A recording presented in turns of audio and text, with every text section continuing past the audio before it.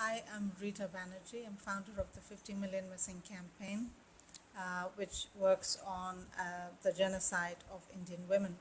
Today, I'm going to talk to you about surrogacy in India. India is a hub of commercial surrogacy in the world. People, especially from the West, Europe, and North America, and Australia, find India to be a cheap destination to come and buy surrogate wombs. Now, majority, in fact, probably most of the women who have been used as surrogates so far they're women from poor families. And the second factor is that most of these women are married women. Now, surrogacy was commercialized in 2002. Thereafter, there were multiple reports of how there had been extreme and terrible abuse of women from poor families who were actually literally bred like livestock in these surrogate, what they call homes, but essentially they were like baby farms where these women were isolated and bred for to produce these babies. There was, despite the fact that there were guidelines set. There were multiple media reports, and there were guidelines set about how that clinics were supposed to follow. That actually never happened, and despite the fact that from 2002 onwards it has been commercial and legally commercial in India, and there have been multiple families coming and within India and from outside India who have used these women. There's hardly any record that the government has on details as to how many women actually were used for surrogacy, how many women were forced through multiple pregnancies. Most of these women were, since they were illiterate and uneducated, they had no idea of their own rights. So there were reports of how, without their knowledge, doctors would perform abortion if the fetus was not to the liking of the couple that was paying for these services.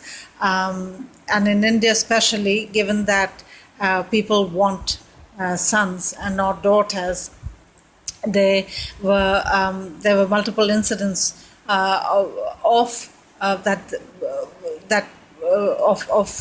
abortions without the women's knowledge till such time they carried a male fetus. So there has been no record. There's no record of how many women may have fallen seriously sick or died due to these procedures. So after multiple such media reports, the government decided to ban commercial surrogacy. This year, 2019, a bill was passed essentially banning commercial surrogacy and saying that it could be done. It could be altruistic surrogacy, and certain guidelines have been set down. For instance, they have stipulated the age of the women. They have stipulated that it's only married couples who can have surrogates, and they have to establish that they are close relatives of the woman who is going to carry the fetus, and also that the couple themselves have not been able to have a viable child. So various such guidelines have been set down. The only thing is that while it was legal, we don't have any record of what conditions these women as surrogates endured, how many of these women fell sick, how many times a woman went through pregnancy, how much a woman was paid, etc. We don't have any such records. So with it being illegalized, one of my concerns particularly is that now media is not even going to, it's going to go completely underground, and that is one of my biggest concern. The services, probably the services will continue, but the media most likely will not be able to get information, or if they get information, they will not publish it. This year, for instance, I've hardly read anything on surrogacy in any of the media. So my concern is that the abuse of women is going to go underground, or else it would be quite easy to set up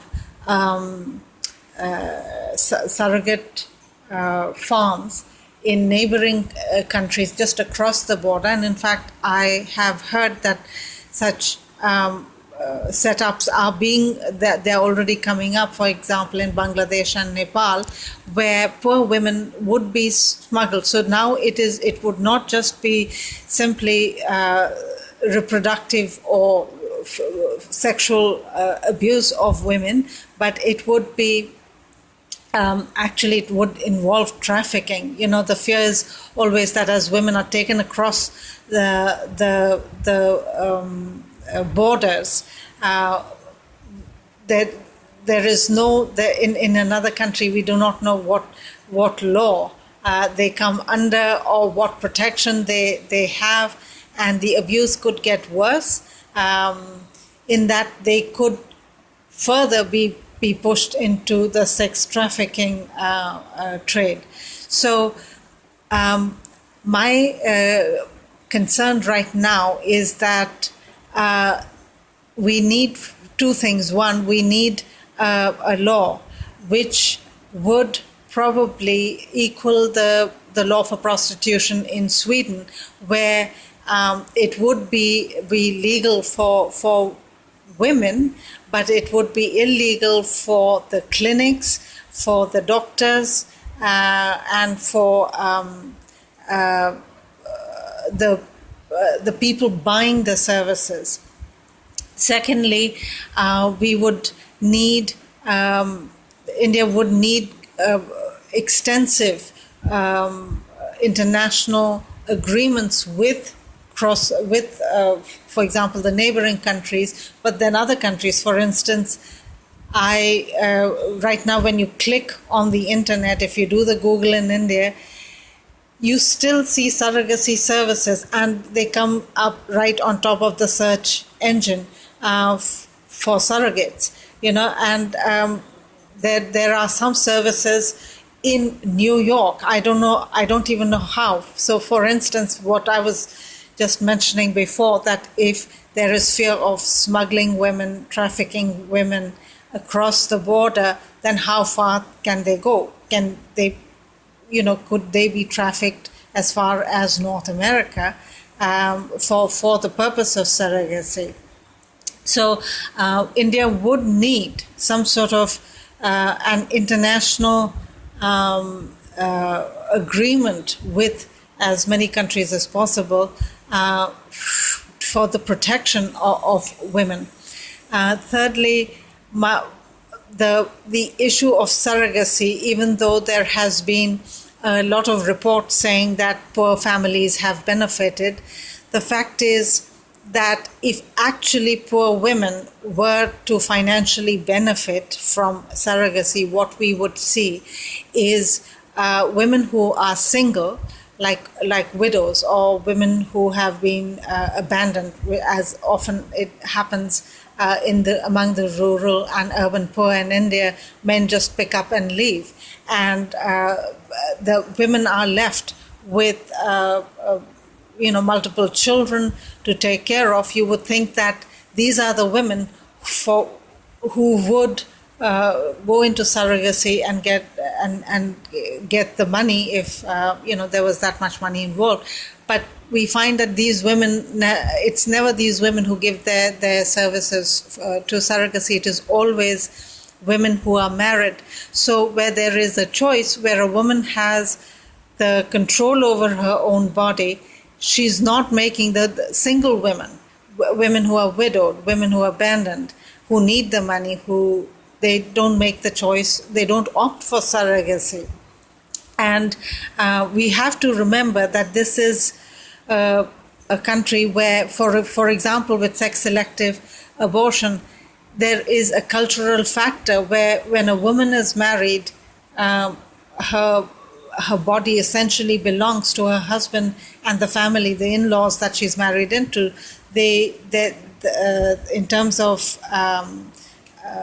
sex-selected abortion, women very rarely, they do not have a say in whether or not they will keep their fetus or abort the fetus.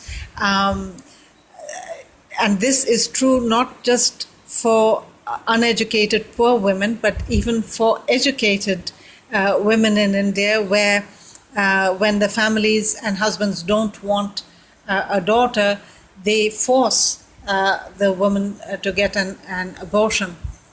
So if the surrogacy market, the surrogacy industry, it crosses with India's cultural control of women's bodies in a very destructive and dangerous way.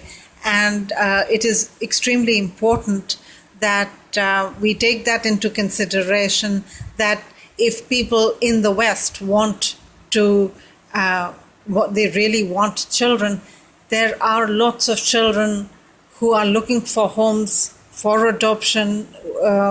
In India, we have millions of children in homes who are looking for adoption.